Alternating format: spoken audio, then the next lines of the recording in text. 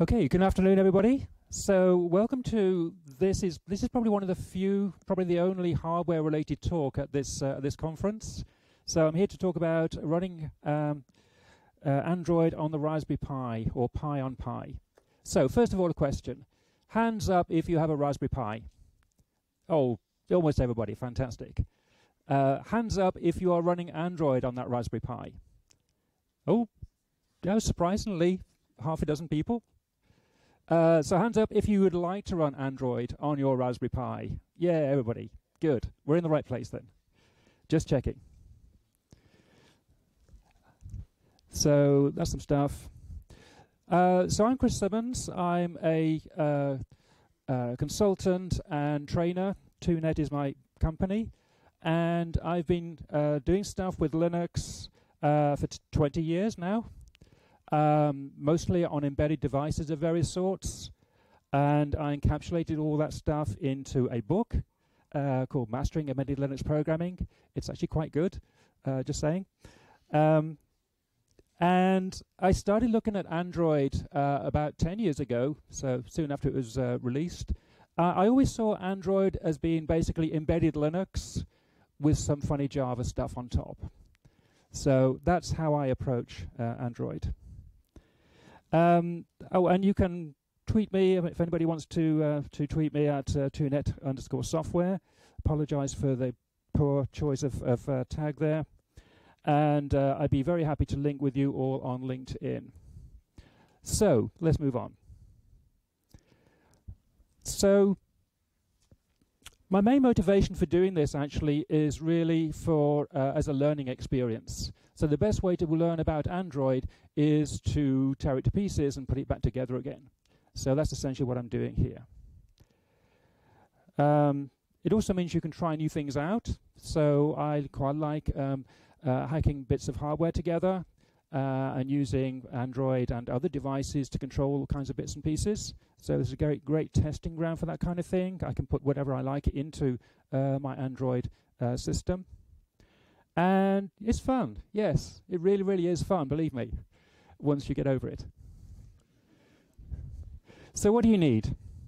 So to run Android, you need one of the supported processor architectures. So that's basically ARM, x86, or MIPS in either 32 or 64-bit forms. These days it mostly means ARM, to be honest, 32 or 64-bit. You need a copy of Linux because Android is just a thing that runs on top of Linux. And if you're running Android Pi, as we're talking about here, then Pi requires a 4.4, a Linux 4.4 kernel or later. You need some memory. The very minimum amount of memory you can run Android on is 512 megabytes. Although, as we know, more is better when it comes to memory. And likewise, when looking at the amount of storage you need, a minimal build of Android is going to take up about 1 gigabyte. So the 1 gigabyte here, that's just for Android. That doesn't allow any space for apps or data or anything else. That's extra.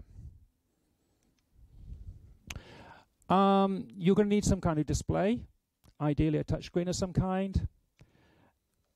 And to drive that, you're going to need a GPU, a graphics accelerator, otherwise it's going to be horribly slow, but we'll come back to that subject later on.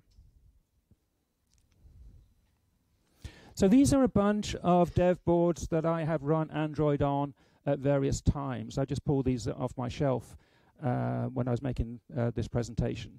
So there's a whole bunch of things here, including, well, there's the Raspberry Pi over there. I used to use this guy here. This is a BeagleBone Black. I don't know if you recognize it. It's a nice little board, but unfortunately it's not powerful enough these days to run Android. So part of the reason I'm giving this presentation is because I have moved in my training courses from using BeagleBone Blacks to using Raspberry Pis. So why did I choose the Raspberry Pi? It's cheap. That's got to be a good thing. $35. it's hard to find anything to match that. It's very easy to get hold of. Some of the other boards I mentioned on the previous slide, some of them are a little bit obscure. They tend to become end of life very quickly. But the Raspberry Pi, you can still buy, I think, even a Raspberry Pi 2 if you so wish. So it has longevity, which is good. It's hackable, meaning that there's a lot of information about the Raspberry Pi. There's a good community. There's good fairly good documentation on various parts of the hardware. And because it's there, anything that can run Android really should run Android. So that's my objective in the universe. So this is the Raspberry Pi. So it's based on a Broadcom chip. Broadcom aren't often used in this kind of environment, but the Raspberry Pi is an exception. So it's a quad-core 64-bit ARM processor running at 1.2 gigahertz. This is the Model B. There's also a B+, which runs slightly faster at 1.4 gigahertz. We've got a gig of RAM, although don't get too excited by that because 256 megabytes of that is taken by the graphics engine. So you really only have 700 and something megabytes. The only storage it has is a microSD card, which is fine, but it's not great for kind of robustness, so you wouldn't really want to use this in anything that's kind of mission critical, but it's great as a testing ground. It's got USB, it's got 4 full-size USB 2.0 host ports, it's got Ethernet, it's got Wi-Fi, it's got Bluetooth, it's got a HDMI port over here, which we can use to plug into an external, cheap external display, and it's got this well-known header here, and you can plug in expansion cards called hats to do all kinds of interesting stuff. So it's a good little board for experimentation with. So running Android on Raspberry Pi, got to say I'm not the first person to think of this by any means. A lot of people have done this at various times. Let me just go through these fairly quickly, but it's kind of quite interesting to see what the evolution has been. So the Android Pi project is probably the longest running, probably the most mature of the lot. Currently, Android RPi is running the Oreo, the version 8 of Android. Lineage OS, I guess you're familiar with Lineage OS, used to be called CyanogenMod. So a guy called Consta has done an unofficial port of Lineage to Raspberry Pi, and I'm using some of his components to build my version, especially the graphics stack that he's using. Again, I'll come back to graphics later on. Then there's this peculiar thing called RT Android, done by this guy called Igor Kalkov. So as a research project, he put together basically a real-time Linux operating system and combined it with Android to produce a real-time Android operating system. And then he spun that out as a separate company called Emtera.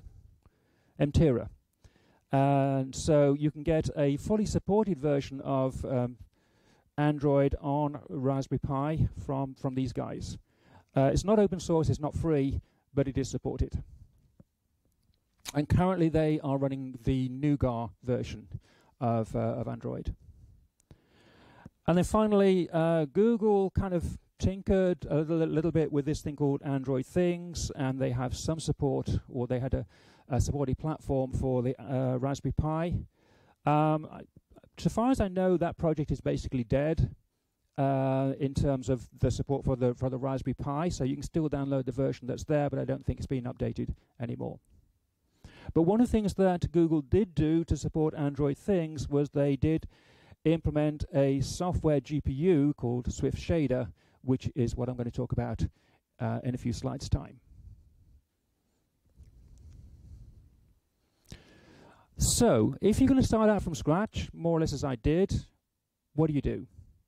Well, you need a copy of the Android open source project, AOSP. Who here has actually downloaded and built a copy of AOSP? Okay, about 30%. Good. So this is a quick 101 on building AOSP. So we need a copy of AOSP. We need a kernel. There are a bunch of patches that are specific to Android that you really need to make Android work properly on top of Linux. So you need a patched Linux kernel. You're going to be doing some low-level stuff, so you've got to be familiar with with digging into hardware specs and reading through schematics and whatever else you need to know, need to find out how the whole thing works. Help from anybody who's willing to give you help. There's a community out here, so you know, people are very, very happy to help each other. You're going to be doing a lot of builds, and building AOSP takes quite a long time, so you need a fairly fast and powerful and reliable computer for that, and a lot of time and patience because, yeah, the build cycle is several hours. So what I'm describing next is based on Consta's port of Lineage OS with a few tweaks here and there.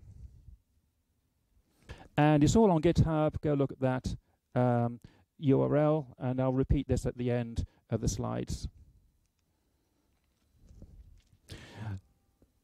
Now, making Android run on Raspberry Pi has a couple of challenges, 3 challenges to be precise. The Raspberry Pi isn't an ideal target for Android. So the things that cause problems are the bootloader. The Raspberry Pi has a really peculiar way of booting. So we need to work around that and incorporate the Raspberry Pi boot into Android. The graphics. This is becoming a theme, I think. And the lack of a USB on-the-go port. The practical upshot of that is you cannot use ADB or fastboot, which is a bit of a problem. Okay, so AOSP. We need a copy of this. Oh, just a quick recap. AOSP, the Android open source project. This is all the open source components of Android. Android is stored as a bunch of Git trees on the Google servers. When I say a bunch, there are about 600 of them. So this, in my terms, this is a Git forest. This is not a Git tree, this is a Git forest. So you need something to manage that. So for that, we have this little tool called repo, which is a Python script. And you go grab that like this. And then repo reads a manifest. So the manifest is an XML file. And you download the manifest essentially using repo init, give it the URL of the manifest you want, and then the branch that you want. So in the example on the slide here, this actually is the very latest version of Android as of a couple of days ago. So this is Android 9.0.0, which is the only version of Android Pi that there is.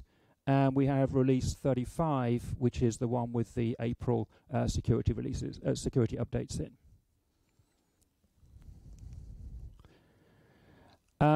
So that just downloads the manifest file, an XML file. And then to do a git clone of each of those git trees, you run repo sync, and this will then clone everything. It's going to take a while because the repo altogether is 70 gigabytes.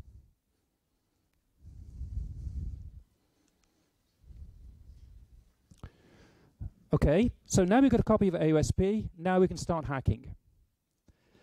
And what we're going to be doing is creating a board support package, or BSP. And the BSP consists of the configuration-specific files for the target, the Raspberry Pi in this case. I'll briefly talk about that on a couple of slides' time. And it also includes the hardware abstraction layer, or HAL. So the HAL is a bunch of libraries and support packages for the particular hardware that you have on your platform. So the major part of porting Android to a new platform is to provide the various HAL components.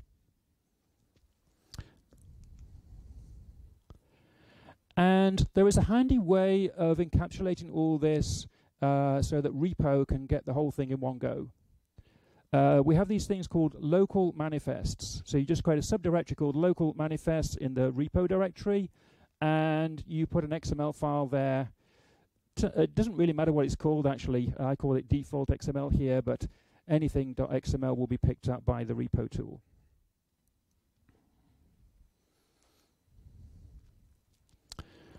And this is an example. This actually is the first couple of lines, or the first several lines of the local manifest I have for the Raspberry Pi. So this is the manifest itself, and that's actually just cloning it from GitHub. So you can see here, there are, the first thing it does is it gives a couple of names for a couple of URLs, and then this is where it downloads the device configuration for the Raspberry Pi. And then there's some other lines here, but they wouldn't fit on the slide, so I missed them off.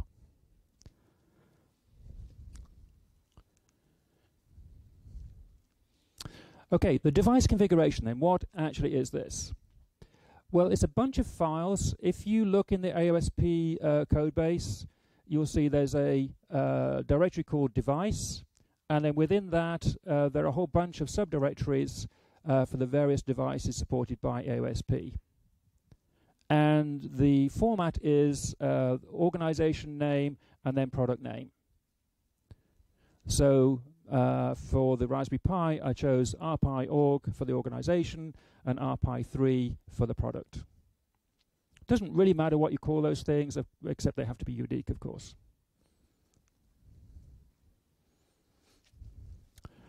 And then to select a particular product and build it, you first of all source a script, build msetup.sh, and then you run lunch, the command called lunch, and you specify the particular device you want to build.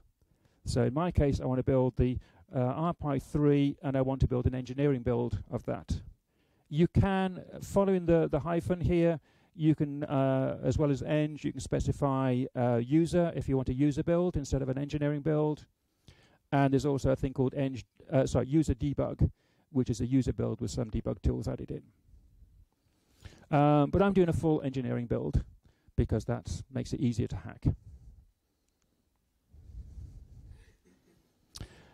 Part of the part of the device configuration, you have a file called device.mk, which lists all the packages you're going to build into your product. And there are some canned sets of packages for various sorts of various varieties of Android. And you use this inherit product rune here to select which base packages you want. So AOSP comes with 4. We have AOSP base, which basically is for a tablet. AOSP base telephony, which adds in the phone dialer and various other telephony components. Then there's one for TV, and there's one for automotive. So missing from this, you'll notice, is Android Wear. So Wear is not open source, and we can't build an Android Wear product just from AOSP. And also Android Things is not a thing either.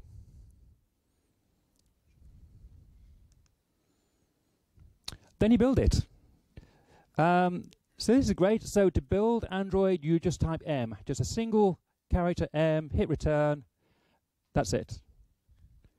The M command will spawn makes, and it will by default work out how many CPU cores you have and it will spawn as many jobs as it can to fill up those CPU cores.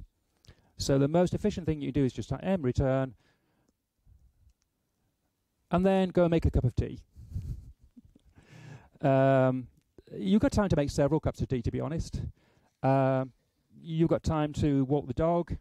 You've got time to fall in love, get married, start a family, because it's going to take a while. Well, okay. I exaggerate slightly, but on my laptop it takes, for example, 2 hours. And that's a fairly new machine. When it's all over and you come back and you've trimmed your beard off and sort of rehabilitated yourself with society again, you should find that well, first of all, when you run when you build AOSP, all the build artifacts get put into out, target, product, and then the product name. There's a whole bunch of stuff in there, but the important things are the images. So these are disk images. And essentially, we just need to copy those onto an SD card, and the job's done. Yeah, SD card in the case of the Raspberry Pi.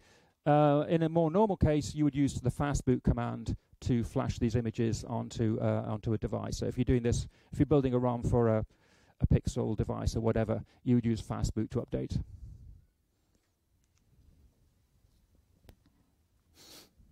Okay, but we're forgetting something, of course. The AOSP build that we've just done does not include the kernel. So as a separate exercise, you need to get a copy of Linux and incorporate that. Because, like I say, Android is just a thing that runs on top of Linux.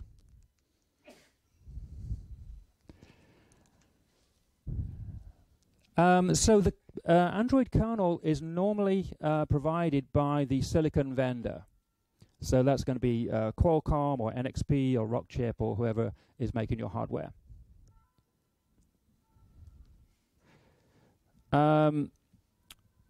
Broadcom don't support Android at all. So for my build, I actually used Consta's kernel that he configures for the Lineage OS release.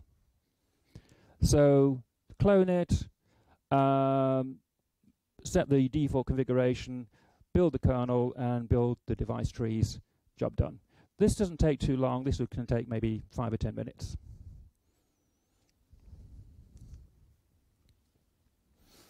And then you incorporate that kernel into the target, and yeah, we're a little bit closer to being done.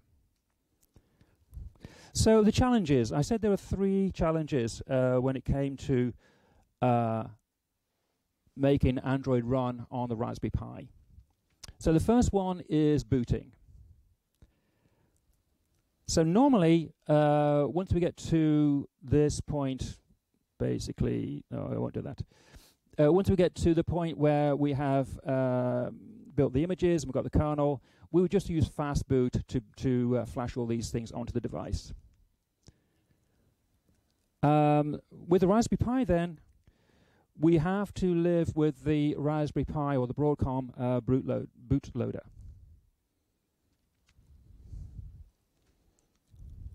And this does mean that we can't do over-the-air updates with the Raspberry Pi because that requires some support from the bootloader. So you're going to have to, if you want to do an update, you take the SD card out, you flash a new copy of the image to the SD card, you plug it back in, you boot up. So this is looking a little bit at the contents of the boot partition of the SD card. So the first bunch of files here, these are the binaries that you get from Broadcom. So this is the proprietary bootloader for the Broadcom chip. And then here there's a file called config.txt, which allows you to control its behavior somewhat. Then this bunch of files here are from Linux, from the kernel. So the Z image is the kernel image. This is the device tree, and this directory here called overlays contains a bunch of device tree overlays as well. And then command line.txt contains the command line to control the kernel. And then finally, from Android, we use the RAM disk image because when we boot up, we're going to ask the kernel to load the RAM disk as its root file system, and then then Android will start its job. Okay, so challenge 1 completed. We can do that. Challenge 2, the graphics. So to run Android, you need OpenGL. Not just OpenGL, you need OpenGL plus a whole bunch of Android-specific stuff. Generally speaking, then, there are 3 ways of doing this. The most common way is to use binary OpenGL libraries supplied by your friendly silicon vendor, be it Qualcomm or whoever. This isn't an option for the Raspberry Pi because Broadcom don't support Android and they do not have OpenGL libraries that we can use. So that doesn't work. Option 2, we can use open source OpenGL libraries. Now this is looking good because there is now pretty good support for the Broadcom chip in the Mesa and DRM projects. So we can use those, and yeah, we've got an open source solution. If that all fails, if you don't have any other option, you can use this soft GPU called Swiftshader, which is going to be slow, but at least it's going to draw something on the screen. So let me look at that in slightly more detail. Now, this picture is slightly more complicated than it needs to be, but I'd like to spend a couple of minutes just going through it because I think it's quite important. So this is the lower level parts of the graphics stack of Android. And I just want to walk you through what actually happens when you draw a pixel on the screen, just so you understand the complexities here.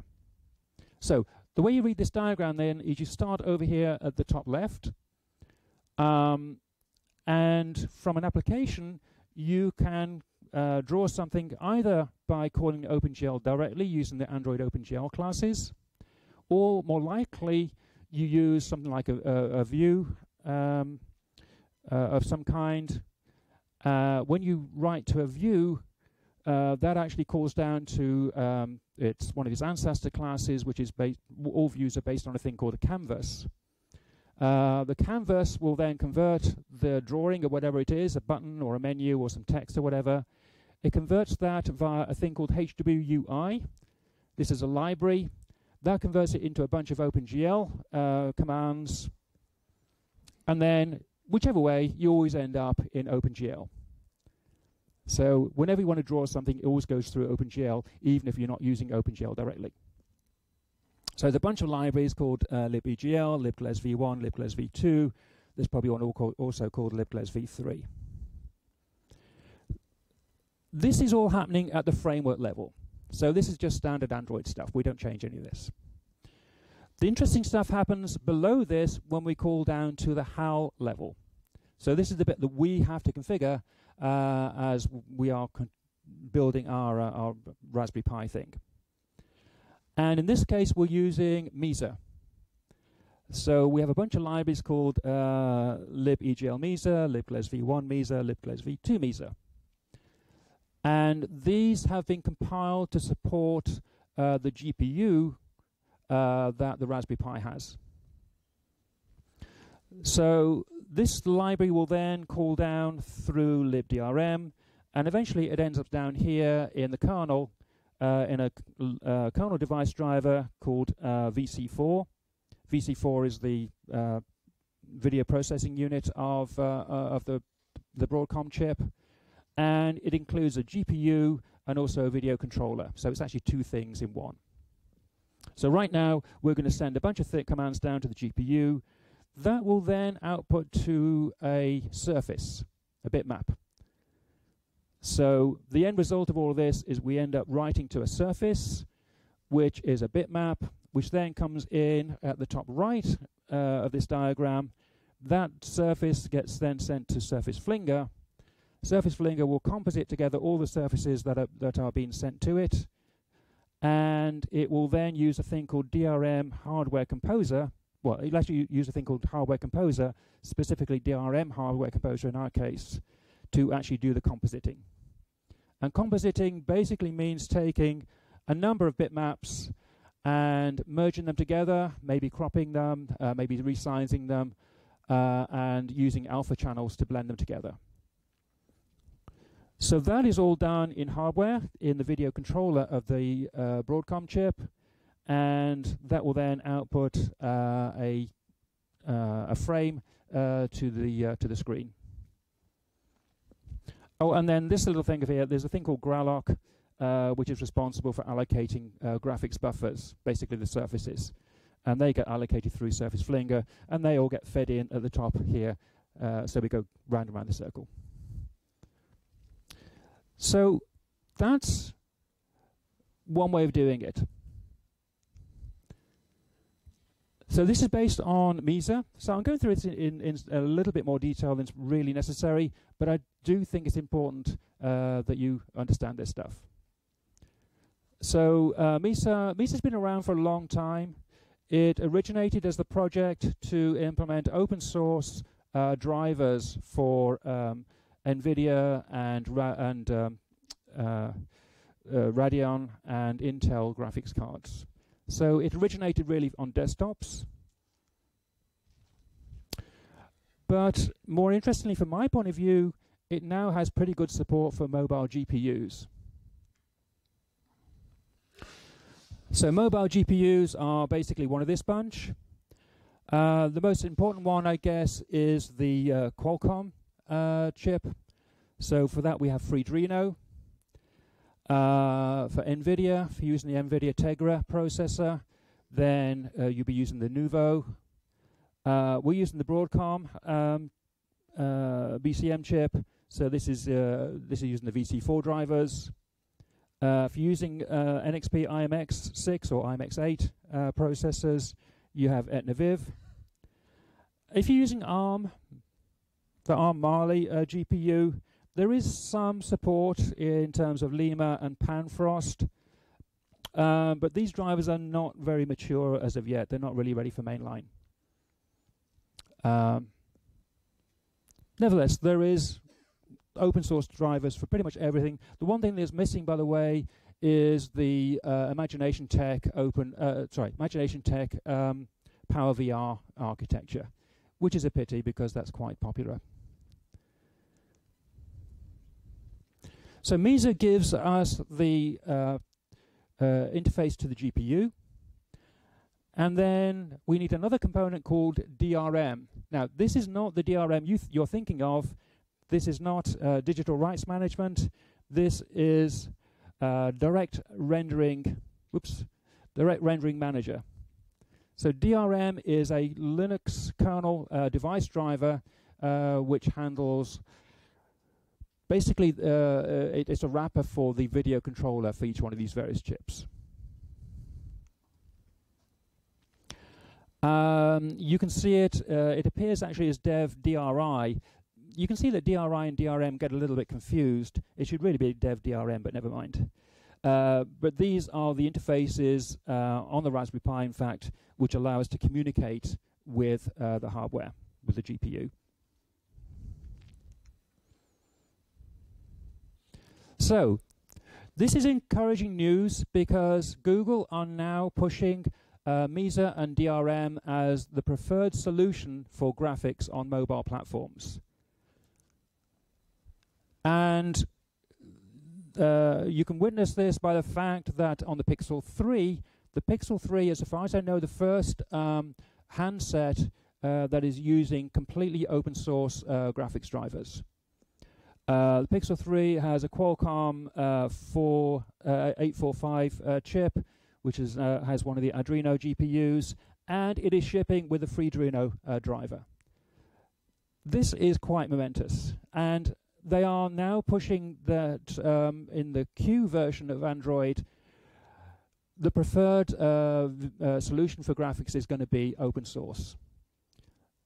That is going to make life so much easier for and give us much higher quality graphics on mobile platforms.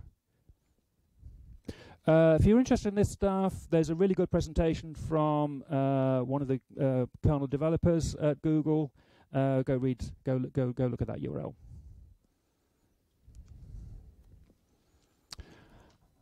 Unfortunately, although the VC4 driver is available for the Raspberry Pi, I myself haven't actually managed to get it to work yet.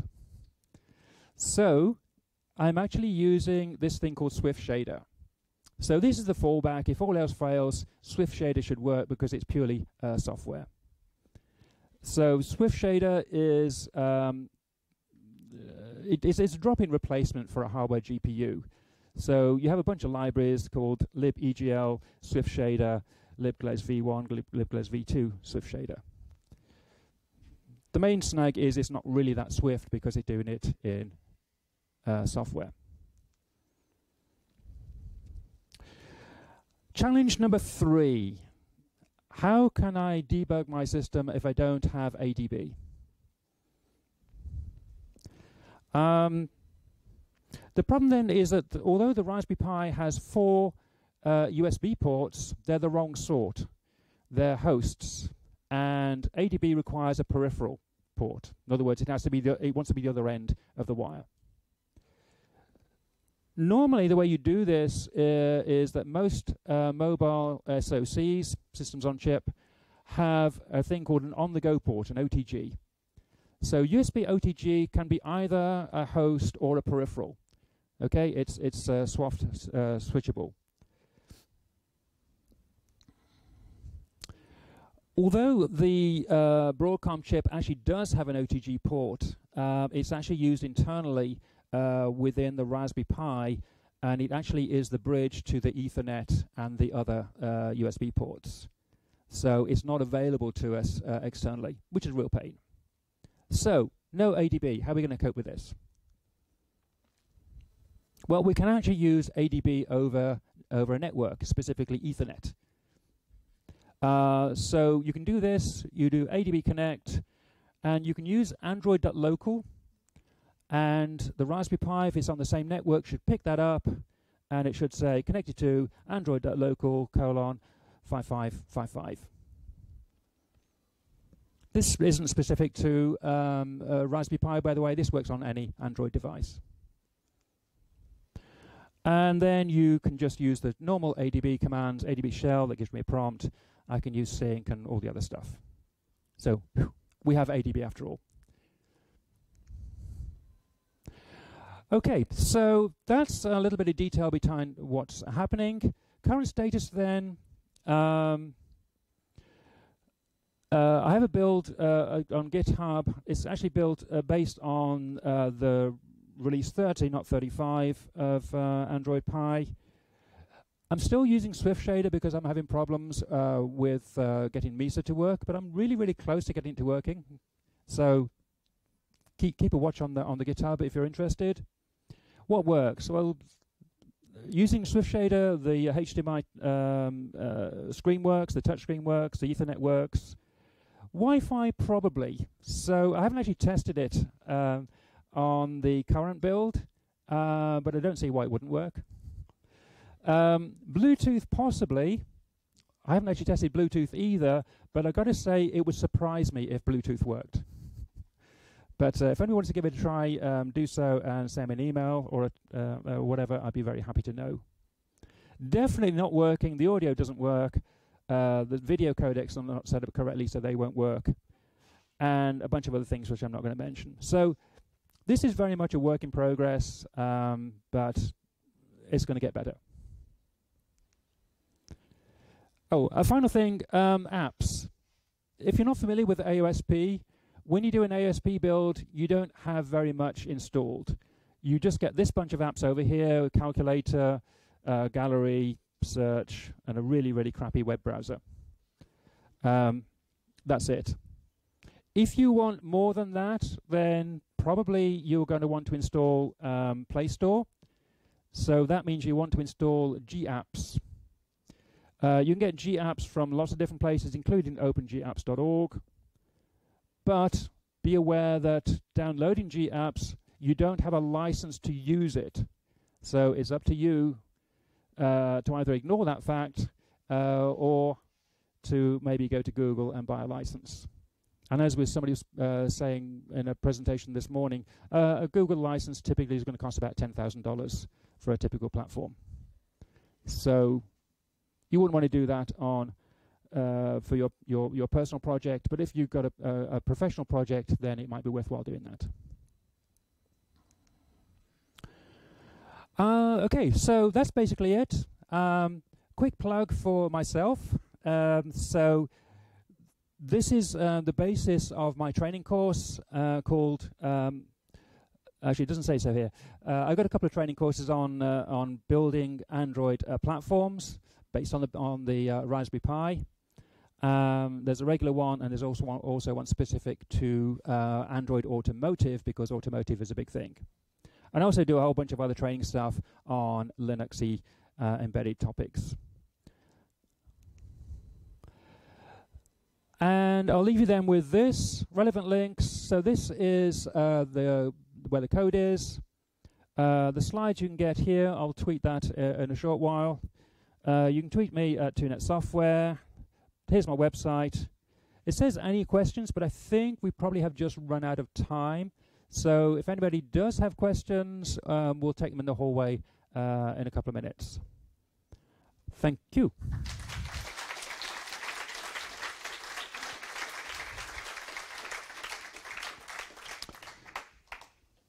Okay, thanks. So we're done. Oops.